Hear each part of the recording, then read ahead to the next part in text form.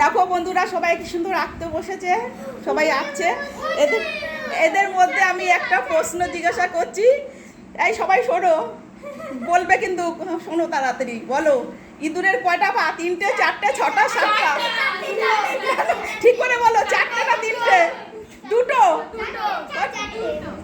ঠিক করে বলো কিন্তু, এই হচ্ছে না। কয়টা?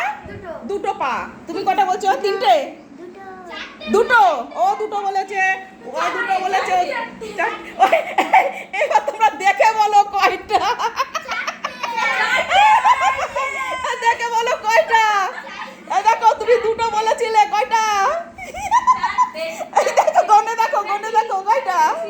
দেখেছো? তোমরা এখনো জানো